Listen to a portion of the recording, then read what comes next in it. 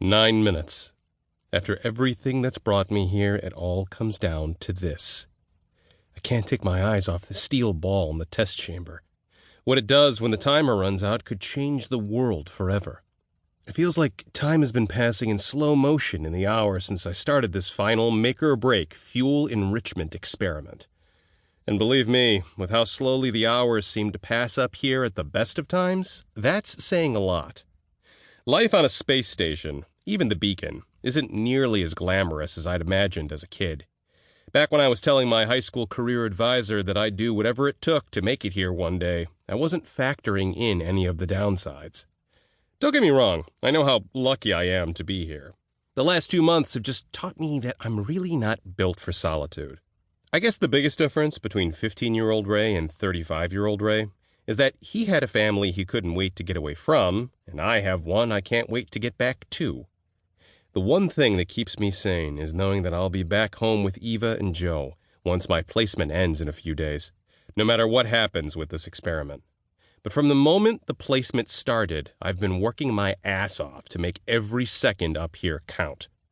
Opportunities like this don't come around twice. Not even my unbridled high school optimism led me believe I'd ever have a chance to do something as important as the work I'm doing right now.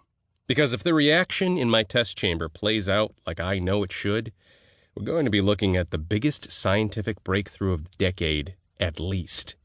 Very few people know what I'm doing, even among my colleagues on the station. Calling them colleagues is kind of a stretch in itself, since I'm an outsider in their eyes, technically designated as a visiting researcher on placement from my university.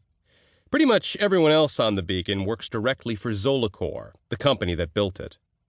My understanding is that legal credit and future proceeds from my work here will be split 3 ways, like it would often be split between a researcher and their employer on the ground.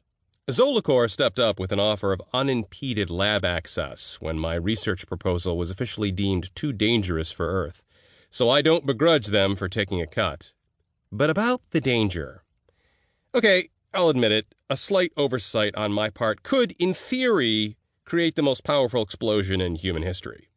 Granted, I'm working with a recently discovered mineral at temperatures no one else has ever tested it, and I'm introducing it to Biozol, a next-gen biofuel whose value lies in its sheer combustibility.